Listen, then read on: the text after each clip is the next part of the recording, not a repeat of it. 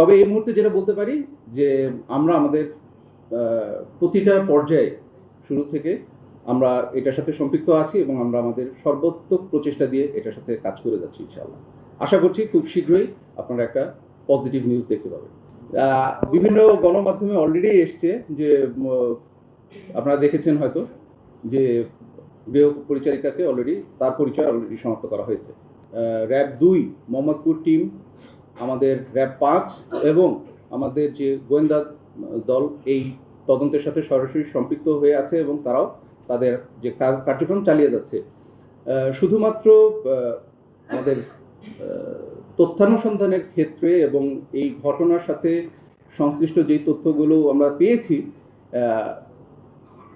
অনুসন্ধানের স্বার্থে আসলে এই মুহূর্তে পুরোটা ডিসক্লোজ করা সম্ভব হচ্ছে না, বাট বিষয়টি তদন্তাধীন।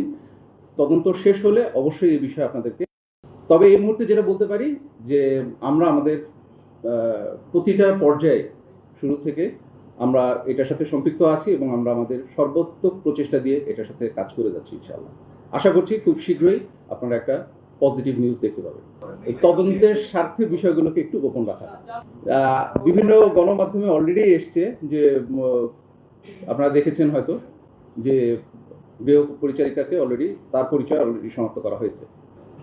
মূল কথা হচ্ছে যে এই ঘটনা যখন ঘটেছে এর যে সিজার লিস্ট করা হয়েছে সেখানে অলরেডি উল্লেখ করা হয়েছে এই মামলাতে যে কি কি জিনিস হারানো গিয়েছে। এটা আপনারা সংশ্লিষ্ট থানার সাথে যোগাযোগ করলেই জানতে পারবেন যে আসলে কি কি হারানো গিয়েছে ওখান থেকে। আর আপনি আরেকটা জানতে চেয়েছেন যে তিনি প্রশিক্ষিত কিনা, এই বিষয়টিও তো এখন তদন্তাধীন। যখন আসামিকে গ্রেফতার করা হবে তার বিষয়ে প্রপারলি যাচাই বাছাই করা হবে, আপনারা অবশ্যই সঠিক সিদ্ধান্ত সঠিক তথ্যটা তখন জানতে পারবেন।